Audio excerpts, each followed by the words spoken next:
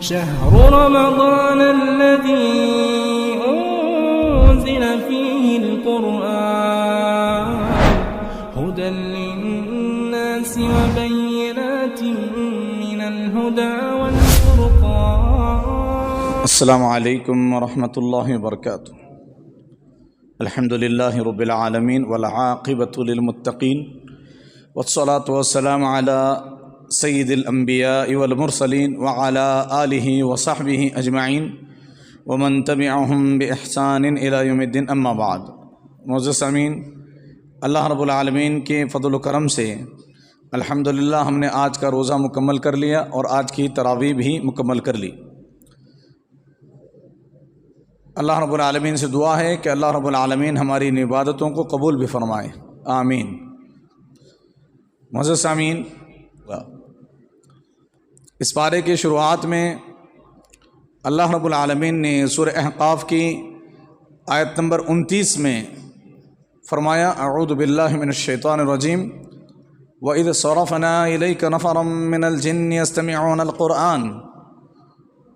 اور یاد کیجئے جب ہم نے جنوں کی ایک جماعت کو آپ کی طرف متوجہ کیا. فَلَمَّا حَضَرُوهُ قَالُوا أَنصِتُوا. جب کہ وہ قرآن سنتے تھے، پھر جب وہ اس کی تلاوت سننے کو حاضر ہوئے تو ایک دوسرے سے کہا خاموش رہو. چنانچہ جب تلاوت ختم ہو گئی تو وہ اپنی قوم کی طرف ڈرانے والے بن کر پھرے. یہاں اللہ رب العالمین نے جنات کا قرآن سننا اور قرآن سے متاثر ہونا، بلکہ قرآن سننے کے بعد اللہ رب العالمین کی توحید کو ماننا، اس کا اللہ نے یہاں پر ذکر فرمایا ہے. امام احمد رحمۃ اللہ علیہ نے سیدنا زبیر رضی اللہ عنہ سے روایت کیا ہے کہ یہ جو آیت نازل ہوئی وَإِذْ صَرَفْنَا إِلَيْكَ نَفَرًا مِّنَ الْجِنِّ، اور جب ہم نے جنوں کی ایک جماعت کو آپ کی طرف متوجہ کیا جب کہ وہ قرآن سنتے تھے، یعنی مقام نخلا میں جب رسول اللہ صلی اللہ علیہ وسلم نماز ادا فرما رہے تھے. امام احمد نے، حافظ ابو بکر بہیقی نے اپنی کتاب دلائل النبوہ میں سیدنا عبداللہ بن عباس رضی اللہ عنہما سے روایت کیا ہے کہ رسول اللہ صلی اللہ علیہ وآلہ وسلم نے جنوں کو نہ قرآن پڑھ کر سنایا اور نہ انہیں دیکھا. رسول اللہ صلی اللہ علیہ وآلہ وسلم صحابہ کرام رضوان اللہ علیہم اجمعین کی ایک جماعت کے ساتھ عکاظ کے بازار کی طرف تشریف لے جا رہے تھے، جبکہ شیاطین کے لیے آسمانی خبریں سننے سے رکاوٹ پیدا کر دی گئی اور ان پر شہاب ثاقب کو مسلط کر دیا گیا، یعنی ایک دمدار ستارہ ان کے اوپر پھینکا جانے لگا. تو شیاطین اپنی قوم کے پاس آئے تو قوم نے پوچھا کیا ہوا؟ انہوں نے جواب دیا کہ ہمارے لیے آسمان کی خبریں سننے کی راہ میں رکاوٹ پیدا کر دی گئی ہے اور ہم پر شہاب ثاقب کو مسلط کر دیا گیا ہے. یعنی جس طرح سے پہلے آسانی سے ہم جا کر کے آسمانی خبروں کو سن لیتے تھے، اب نہیں سن پا رہے، اور اگر سننے کی کوشش کرتے ہیں تو ہمارے اوپر ایک دمدار ستارہ پھینک دیا جاتا ہے. تو ان کی قوم نے کہا تمہارے اور آسمانی خبروں کے درمیان رکاوٹ اسی لیے پیدا کر دی گئی ہے کہ کوئی خاص واقعہ رونما ہوا ہے، لہذا مشرق و مغرب میں جا کر اس واقعے کا سراغ لگاؤں اور دیکھوں کہ اس کی وجہ کیا ہے. جنات مشرق اور مغرب میں پھیل گئے تاکہ اس واقعہ اور اس حالت کا پتہ لگائیں جس کی وجہ سے ان کے لیے آسمان کی خبریں سننے میں رکاوٹ ہو گئی تھی. ان کی ایک جماعت جو تہامہ کی طرف آئی تھی رسول اللہ صلی اللہ علیہ وآلہ وسلم کے پاس پہنچی، جبکہ آپ سوق عکاظ یعنی عکاظ کے بازار کی طرف جانے کے لیے مقام نخلا میں تشریف فرما تھے اور اپنے صحابہ کے ساتھ نماز فجر ادا فرما رہے تھے. جب انہوں نے آپ کو قرآن مجید کی تلاوت کرتے ہوئے سنا تو کان لگا دیے اور کہنے لگے اللہ کی قسم یہی وہ چیز ہے جس کی وجہ سے تمہیں آسمان کی خبریں سننے سے منع کر دیا گیا ہے. اور پھر جب وہ اپنی قوم کے پاس گئے تو انہوں نے کہا انا سمعنا قرآنا عجبا، بے شک ہم نے ایک عجیب قرآن سنا ہے، یہدی الی الرشد فآمنا بہ، جنات ایک دوسرے کو کہتے ہیں یہ قرآن جو بھلائی کا راستہ بتاتا ہے، وَلَن نُشْرِكَ بِرَبِّنَا أَحَدًا، تو ہم اس پر ایمان لے آئے اور ہم اپنے رب کے ساتھ ہرگز کسی کو شریک نہیں ٹھہرائیں گے۔ جنات نے قرآن کریم کی ایک مرتبہ تلاوت سنی، ایک مرتبہ قرآن کریم کو بغور سنا تو انہوں نے شرک چھوڑ دیا۔ ہم اور آپ کتنا ہی کچھ کہا جاتا ہے، قرآن کے دلائل پیش کیے جاتے ہیں، لیکن ہماری امت کا اکثر حصہ شرک میں مبتلا ہے۔ بہت کم خوش نصیب وہ لوگ ہیں جنہوں نے توحید کو اپنایا ہے اور توحید کے خاطر جینے اور مرنے کا فیصلہ کر لیا ہے، لیکن اکثریت کا حال کیا ہے؟ بہت برا ہے۔ جنات جنہوں نے ایک مرتبہ سنا تو شرک کو چھوڑ دیا، لیکن انسانوں کو چاہے جتنا سمجھایا جائے انسان شرک سے باز نہیں آتے، اللہ رب العالمین کی توحید کو نہیں مانتے، بلکہ آج کل تو شرک کو ہی توحید بنایا گیا ہے اور توحید کو شرک بنا دیا گیا۔ لوگ کیا کر رہے ہیں؟ شرک کو توحید کے طور پر پیش کر رہے ہیں، اسلام اور ایمان کے طور پر پیش کر رہے ہیں کہ یہی اصل اسلام ہے، اور جو لوگ توحید پرست ہیں ان کو تانے دے رہے ہیں اور ان کو گالیاں دی جا رہی ہیں کہ یہ لوگ ایسے ہیں ویسے ہیں، یہ فلاں کی اولاد ہیں، شیطان کے بچے ہیں، فلاں فلاں گندی گندی باتیں کر رہے ہیں۔ اور مشرک حضرات دن بدن شرک میں اضافہ ہو رہا ہے، نئے نئے شرکیہ کام کر رہے ہیں اور اسی کو وہ توحید سمجھاتے ہیں۔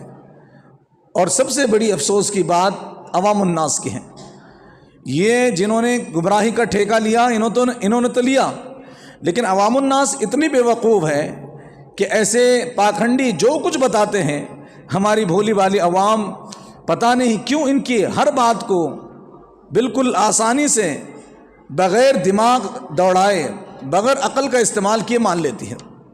دنیاوی معاملے میں نہیں مانتی، دنیاوی معاملے میں 10 روپے کی بھی بات ہو تو اس میں عقل دوڑاتے ہیں عام عوام پبلک، لیکن جب بات شریعت کی ہو تو جیسے بھی بتایا جائے اس کو مان لیتے ہیں۔ کوئی کہے کہ محمد صلی اللہ علیہ وسلم کو جبرائیل نے عرش پر بیٹھا ہوا دیکھا، لوگ مان لیتے ہیں۔ اتنی عجیب لوگوں کی عقل ہو چکی ہے۔ جنات نے دیکھی ایک مرتبہ قرآن کو سیکھا، سنا تو اس پر عمل کیا اور شرک کو ہمیشہ کے لیے چھوڑ دیا۔ آگے چل کر کے اللہ رب العالمین نے سورہ حجرات میں ایک آیت نازل فرمائی ہے، فرمایا ان اکرمکم عند اللہ اتقاکم، بے شک اللہ کے نزدیک تم میں سب سے زیادہ عزت والا وہ ہیں جو زیادہ پرہیزگار ہیں، متقی ہیں، نیکوکار ہیں۔ اللہ کے نزدیک نیکی کا معیار، اللہ کے نزدیک بزرگ اور برتر ہونے کا معیار کیا ہے؟ تقوی پرستی، پرہیزگاری، گناہوں سے بچنا۔ ایسا آدمی اللہ کی نظر میں اچھا ہے، اچھائی کا معیار اللہ کی نظر میں یہی ہے۔ رنگ و روپ نہیں، مال و دولت نہیں، قبیلہ کنبہ اور خاندان کا حسب نسب نہیں، بلکہ اللہ رب العالمین کے یہاں اچھائی کا معیار تقوی ہے، یعنی گناہوں سے بچنا اور نیکی کرنا، یہ اللہ کے نظر معیار ہے۔ آئیے اس کے تعلق سے ایک حدیث سنتے ہیں۔ امام بخاری رحمۃ اللہ علیہ نے سیدنا ابو ہریرہ رضی اللہ عنہ سے روایت نقل کی ہیں، فرماتے ہیں کہ رسول اللہ صلی اللہ علیہ وسلم سے دریافت کیا گیا کہ لوگوں میں سب سے زیادہ معزز کون ہیں؟ اللہ کے نبی صلی اللہ علیہ وسلم نے فرمایا اکرمہم عند اللہ اتقاہم، اللہ کے نزدیک ان میں سب سے زیادہ عزت والا وہ ہے جو سب سے زیادہ پرہیزگار ہے۔ صحابہ نے عرض کیا ہمارا آپ سے اس بارے میں سوال نہیں ہے، یعنی یہ سوال ہم نے نہیں کیا۔ آپ نے فرمایا فاکرم الناس یوسف نبی اللہ ابن نبی اللہ ابن نبی اللہ ابن خلیل اللہ، لوگوں میں سب سے زیادہ عزت والے یوسف علیہ السلام ہیں جو اللہ کے خود نبی ہیں اور اللہ کے نبی کے بیٹے ہیں، اور ان کے دادا اللہ کے نبی ابراہیم خلیل اللہ حضرت ابراہیم علیہ السلام کے صاحبزادے ہیں۔ یوسف علیہ السلام بھی نبی، ان کے باپ یعقوب بھی نبی، یعقوب کے باپ اسحاق بھی نبی، یعنی دادا بھی نبی، اور پردادا خلیل اللہ ہیں ابراہیم علیہ السلام۔ تو اللہ کے نبی صلی اللہ علیہ وسلم نے فرمایا اگر تمہاری مراد، تمہارا سوال یہ نہیں تو پھر جواب یہ ہے کہ یوسف علیہ السلام لوگوں میں سب سے زیادہ مکرم اور معزز ہیں، کیونکہ وہ خود بھی نبی ہیں، ان کے باپ بھی نبی ہیں، دادا بھی نبی، پردادا بھی نبی ہیں۔ لوگوں میں سب سے زیادہ عزت والے یوسف ہیں۔ صحابہ نے عرض کیا ہمارا آپ سے اس بارے میں بھی سوال نہیں ہے، ہم نے یہ بھی سوال نہیں پوچھا۔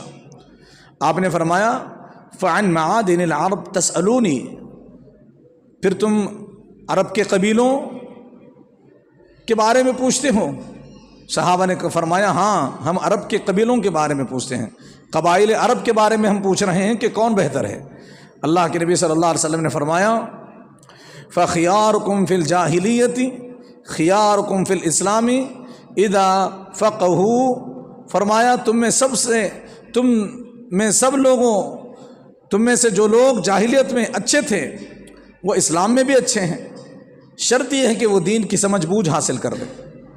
یعنی جو لوگ جاہلیت میں سردار تھے، جاہلیت میں ان کا رتبہ تھا، ان کا مقام تھا، اللہ رب العالمین نے ان کو قوم کی سرداری عطا فرمائی تھی، وہ اسلام لانے کے بعد بھی معزز ہو سکتے ہیں، بس شرط یہ ہے کہ اسلام میں آنے کے بعد اسلام کی اچھی سمجھ ہونی چاہیے۔ اسلام کی اچھی سمجھ ہوگی تو اللہ رب العالمین سرداری عطا کرے گا، سلطنت عطا کرے گا، عزت و شہرت عطا کرے گا، مال بھی عطا کرے گا۔ اسلام کی اچھی سمجھ بوجھ اس کو آنی چاہیے۔ تو اللہ کے نبی صلی اللہ علیہ وسلم نے اس حدیث میں بیان فرما دیا کہ جو اسلام کا زیادہ سمجھنے والا ہو وہ اللہ کے نزدیک سب سے اچھا ہے، پھر چاہے وہ زمانے جاہلیت میں اچھا تھا یا برا تھا، لیکن اسلام کو اس نے اچھی طرح سے جانا، اسلام کو سمجھا اور اس پر عمل کرنے کی کوشش ہے، نیت ہے، تو پھر وہ آدمی اللہ کی نظر میں بہترین آدمی ہے۔ ایک اور حدیث سنتے ہیں اس سلسلے میں، امام مسلم رحمۃ اللہ علیہ نے سیدنا ابو ہریرہ رضی اللہ عنہ سے روایت نقل کی ہے، فرماتے ہیں کہ اللہ کے نبی صلی اللہ علیہ وسلم نے فرمایا ان اللہ لا ينظر الى صورکم واموالکم ولکن ينظر الى قلوبکم واعمالکم، بے شک اللہ رب العالمین تمہاری صورتوں اور تمہارے مالوں کو نہیں دیکھتا، بلکہ وہ تو تمہارے دلوں اور تمہارے عملوں کو دیکھتا ہے۔ تو معلوم یہ ہوا کہ انسان چاہے جس رنگ اور جس ذات کا ہو، اسلام انسان جو ہے جس قبیلے اور خاندان کا ہو، جو بھی اس کی حیثیت ہو، غریب ہو یا مالدار ہو، اللہ کے نزدیک تو سب سے زیادہ اہم ہے انسان کا دل، کہ وہ اللہ کے بارے میں کتنا اللہ کا خیال رکھتا ہے، کتنا اللہ رب العالمین کے حقوق کا خیال رکھتا ہے، پاس رکھتا ہے، اور کتنا اللہ کی فرما برداری کرتا ہے۔ اور عمل کے ذریعے دل میں جو بات اللہ کے بارے میں، دل میں جو محبت ہے، وہ محبت عمل کے ذریعے باہر بھی آنی چاہیے۔ کوئی یہ نہیں کہے کہ مجھے صرف اللہ سے بہت محبت ہے، رسول اللہ سے بہت محبت ہے، لیکن عمل کر کے نہیں دکھا رہا، تو اس کی محبت کھوکھلی ہے۔ صحیح اور اسلام کو مطلوب یہ ہے کہ دل سے بھی اللہ کی محبت اور عمل کر کے بھی دکھانا چاہیے۔ اللہ نے جن چیزوں کو چھوڑ دیا وہ منہیات ہیں، منکرات ہیں، ان کو چھوڑ دیا جائے۔ اللہ کے خاطر چھوڑ دینا یہ اصل میں محبت کا تقاضا ہے۔ رسول اللہ نے کسی چیز سے منع کر دیا، اس کو چھوڑ دینا چاہیے، یہ اصل میں محبت کا تقاضا ہے۔ نہ یہ کہ صرف زبان سے کہتا رہے کہ میں اللہ اور اس کے رسول سے بہت محبت کرتا ہوں، اپنی جان سے زیادہ محبت کرتا ہوں، لیکن باری آتی ہے عمل کر کے دکھانے کی تو اس میں زیرو ہے۔ تو ایسی خالی خولی محبت اللہ کے یہاں قابل قبول نہیں۔ تو اللہ رب العالمین دلوں کی محبت اور دلوں کی پرہیزگاری اور بہترین عمل کو اللہ رب العالمین دیکھتا ہے، جو سنت کے مطابق ہو، جو شریعت سے ثابت ہو۔ ان دو چیزوں کی طرف اللہ کی خصوصی نظر ہے۔ ایک ہے لوگوں کا دل، یاد رکھیے ہمارا دل کتنا خصوصی ہے، کتنا اسپیشل ہے۔ اللہ ہمارے چہروں کو، ہماری آنکھوں کو، ہمارے ہاتھوں اور ہمارے جسموں اور ہمارے لباسوں کو نہیں دیکھ رہا، یعنی نظر رحمت سے نہیں دیکھ رہا، خصوصی توجہ نہیں، لیکن ہمارے دلوں کی طرف اللہ کی خصوصی توجہ ہے۔ لہٰذا اس کو صاف رکھنا چاہیے، کیونکہ اس پر اللہ کی خصوصی نظر پڑ رہی ہے۔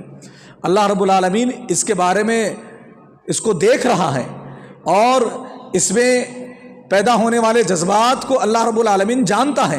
لہٰذا اس کو صاف رکھنا چاہیے، اس کی اصلاح کر لینی چاہیے، اور اس کو بیماری سے دور رکھنا چاہیے۔ اللہ کے نبی صلی اللہ علیہ وسلم نے دلوں اور اعمال کے تعلق سے وضاحت فرما دی۔ اس بارے کے آخر میں اللہ رب العالمین نے ایک آیت نازل فرمائی ہے سورہ قاف میں، فرمایا یوم نقول لجہنم هل امتلأت وتقول هل من مزید۔ سورہ قاف کی آیت نمبر 30 ہے۔ اللہ نے فرمایا یاد کرو جس دن ہم جہنم سے کہیں گے کیا تو بھر گئی ہے، اور وہ کہے گی کیا کچھ مزید ہے۔ اس کے تعلق سے ایک حدیث سنتے ہیں، امام احمد رحمۃ اللہ علیہ نے سیدنا انس رضی اللہ عنہ سے روایت کیا ہے، رسول اللہ صلی اللہ علیہ وآلہ وسلم نے فرمایا لا تزال جہنم یلقى فیہا وتقول هل من مزید، جہنم مسلسل یہ کہتی رہے گی جب تک کہ اس میں لوگوں کو ڈالا جاتا رہے گا، اس کو ایندھن ملتا رہے گا، اس کی آگ سلگنے اور بھڑکنے کے لیے ایندھن اس میں اللہ رب العالمین جھونکتا رہے گا، اور جہنم مطالبہ کرتی رہے گی، کہتی رہے گی حل من مزید، اور چاہیے اور چاہیے۔ پھر فرماتے ہیں حتی یضع رب العزت فیہا قدمہ، یہاں تک کہ رب العزت اپنے قدم مبارک کو اس میں رکھ دے۔ فرماتے ہیں فینزوی بعضها الی بعض، پھر اس کے بعض حصے بعض کی طرف سمٹ جائیں گے۔ اللہ رب العالمین جب جہنم میں اپنا قدم رکھے گا تو جہنم سمٹنے لگے گی، تنگ ہو جائے گی، اور فرمائیں گے وتقول، اور جہنم اب کہے گی قط قط وعزتک وکرمک، جہنم کہے گی بس بس، اللہ تیرے عزت و کرم کی قسم۔ البتہ اللہ کے نبی صلی اللہ علیہ وسلم نے فرمایا ولا یزال فی الجنۃ فضل حتی ینشئ اللہ لها خلقا، البتہ جنت میں جگہ باقی بچی رہے گی جس کے لیے اللہ رب العالمین اور مخلوق پیدا فرمائے گا، پھر انہیں جنت کے باقی ماندہ مقامات میں بسا دے گا۔ اس کا مطلب یہ ہے کہ جنت بھی بہت بڑی ہے، جہنم بھی بہت بڑی ہے، اور دونوں اللہ کی مخلوقات ہیں، ان دونوں کو بھرنا یہ اللہ کا ذمہ ہے۔ اللہ رب العالمین جہنم کی خالی جگہوں کو اپنے قدم کے ذریعے بھرے گا، پھر جہنم کو یہ کافی ہو جائے گا، اور وہ اللہ کی عزت کی قسم کھا کر کے کہے گی کہ اب مجھے کافی ہے۔ اور جنت، اس میں اللہ رب العالمین الگ سے مخلوق پیدا کر کے اس کی بھرپائی کرے گا جو جگہ خالی رہ جائے گی۔ اللہ رب العالمین کا احسان اور اس کی رحمت کا اندازہ اس سے ہم لگا سکتے ہیں کہ اللہ رب العالمین اس نے جنت کی خالی جگہ کے لیے ایک مخلوق تو پیدا کی جو انعاموں سے بھری جگہ ہے، نعمتوں سے بھری جگہ ہے، لیکن جہنم کی خالی جگہ کے لیے اللہ نے کسی کو پیدا کر کے اس میں نہیں ڈالا، کیونکہ یہ ظلم ہوتا ہے، اور ظلم اللہ کی شایان شان نہیں۔ اللہ رب العالمین وما ربک بظلام للعبید، رتی برابر بھی بندوں پر ظلم نہیں کرتا۔ کوئی اور مخلوق پیدا کر کے جہنم میں ڈال دے، یہ اللہ رب العالمین کی شان کے خلاف ہے، اس لیے اللہ رب العالمین اپنا قدم رکھ دے گا، کیونکہ وہ بھی اللہ کی مخلوق ہے، اور یہ باتیں بالکل درست اور صحیح احادیث سے ثابت ہے۔ اس پر ایمان لانا ہمارے ایمان کا حصہ ہے، لہٰذا ہم اس پر ایمان لاتے ہیں کہ یہ سب کچھ ہونے والا ہے۔ اور کچھ لوگ انکاری ہیں، کہتے ہیں کہ اللہ رب العالمین کا قدم نہیں ہے، اللہ رب العالمین کا ہاتھ نہیں، اللہ رب العالمین کا چہرہ نہیں، اور قرآن اور احادیث کے جو دلائل سے صاف باتیں واضح ہیں کہ اللہ کے ہاتھ ہیں، اور اللہ کے نبی صلی اللہ علیہ وسلم فرمایا کہ اللہ کے دونوں ہاتھ سیدھے ہیں، اور اللہ کے نبی صلی اللہ علیہ وسلم نے قرآن نے اللہ کے قدم کا ذکر فرمایا، اللہ رب العالمین کے ہنسنے کا ذکر فرمایا، اللہ کی غصے کا ذکر فرمایا، اللہ کی بات کرنے کا تذکرہ ہے۔ اللہ رب العالمین نے اپنے بارے میں جو قرآن اور احادیث میں صحیح نصوص دلائل بتائے ہیں، نازل فرمائے ہیں، اس پر ہمارا ایمان ہونا چاہیے۔ اب جب یہ باتیں ہم کہتے ہیں تو لوگ کہتے ہیں کہ یہ مجسمہ فرقہ ہے، یعنی اللہ کو جسم کے طور پر مانتا ہے۔ اللہ رب العالمین کے بارے میں جو باتیں قرآن اور حدیث میں بتائی گئی ان پر تو ایمان لانا ضروری ہے، بغیر کسی تعویل کے، اس میں تعویل نہیں ہونی چاہیے۔ اگر اللہ نے کہا کہ اللہ کا ہاتھ ہے، محمد رسول اللہ صلی اللہ علیہ وسلم ساری زندگی کہتے رہے کہ قسم ہے اس ذات کی جس کے ہاتھ میں محمد کی جان ہے صلی اللہ علیہ وسلم، تو وہاں ترجمہ ہاتھ ہی کیا جائے گا۔ آج کل لوگ اس کا ترجمہ کیا کرتے ہیں، قسم ہے اس ذات کی جس کے ہاتھ میں، جس کے قبضے قدرت میں میری جان ہے، ہاتھ میں نہیں، قبضے قدرت اس کا ترجمہ کرتے ہیں، جو کہ غلط ہے۔ اللہ کے ہاتھ ہیں اور اس کے تعلق سے احادیث موجود ہیں، اللہ رب العالمین کا قدم ہے، اس کے تعلق سے حدیث موجود ہے۔ تو جو باتیں اللہ کے بارے میں بتائی گئی ان پر ایمان لانا ضروری ہے، یہی سلفی عقیدہ ہے، یہی عقیدہ اہل الحدیث ہے۔ ایک اور حدیث ہے جس کو امام بخاری رحمۃ اللہ علیہ نے بیان کیا ہے، سیدنا ابو ہریرہ رضی اللہ عنہ کے حوالے سے فرماتے ہیں یقال لجہنم هل امتلأت جہنم سے کہا جائے گا کیا تو بھر گئی؟ وتقول هل من مزید، تو وہ کہے گی کہ اور مزید ہے؟ فَيَضَعُ الرَّبُّ تَبَارَكَ وَتَعَالَى قَدَمَهُ عَلَيْهَا، پھر اللہ رب العالمین اس پر اپنا قدم مبارک رکھ دیں گے تو وہ کہے گی تقول قط قط، بس بس۔ اس طرح کی حدیث بخاری میں بھی موجود ہے۔ ایک اور حدیث آپ کے سامنے رکھ کر میں اپنی باتوں کو مکمل کر دوں، جس کو امام بخاری رحمۃ اللہ علیہ نے سیدنا ابو ہریرہ رضی اللہ عنہ کے حوالے سے بیان کیا ہے۔ فرماتے ہیں جنت اور دوزخ نے آپس میں جھگڑا کیا تو دوزخ نے کہا کہ مجھے متکبر اور جابر قسم کے لوگوں کے لیے مخصوص کیا گیا ہے۔ جنت نے کہا مجھے کیا ہوا ہے کہ مجھ میں کمزور اور ناتواں لوگ ہی داخل ہوتے ہیں۔ اللہ رب العالمین نے جنت سے فرمایا تو میری رحمت ہے، اپنے بندوں میں سے جس پر میں چاہوں تیرے ذریعے رحمت کروں گا، تیرے ذریعے سے رحمت کر دوں۔ اور دوزخ سے فرمایا کہ تو میرا عذاب ہے، اپنے بندوں میں سے جس کو چاہوں تیرے ذریعے سے عذاب دوں۔ البتہ تم دونوں میں سے ہر ایک کو بھر دیا جائے گا، دوزخ اس وقت تک نہیں بھرے گی جب تک اللہ رب العالمین اپنا قدم مبارک اس میں نہ رکھ دے۔ تو وہ پکار اٹھے گی، کہے گی بس بس، اس وقت دوزخ بھر جائے گی اور اس کے بعض حصے بعض کی طرف سمٹ جائیں گے، اور اللہ عز و جل اپنی مخلوق میں سے کسی پر ظلم نہیں فرمائے گا، جبکہ جنت کے لیے اللہ عز و جل اور مخلوق پیدا فرما دے گا۔ تو یہ ایک تفصیلی حدیث ہے، اس میں بھی یہی بات موجود ہے۔ تو بہرحال یہ تمام باتیں اس بات کی دلیل ہیں کہ اللہ رب العالمین کا قدم ہے، اللہ رب العالمین کی ذات عرش معلی عرش بری پر مستوی ہے۔ کیسے ہے، کس طرح ہے، اس کا ہمیں علم نہیں، لیکن اس پر ہمارا ایمان ضرور ہے۔ اللہ رب العالمین سے دعا ہے کہ باری تعالی ہم تمام مسلمانوں کو کہی سنی باتوں پر کہنے سننے سے زیادہ عمل کرنے کی توفیق عطا فرمائے، آمین یا رب العالمین۔ سبحانک اللہم وبحمدک، اشہد ان لا الہ الا انت، استغفرک و اتوب الیک۔ السلام علیکم ورحمۃ اللہ وبرکاتہ۔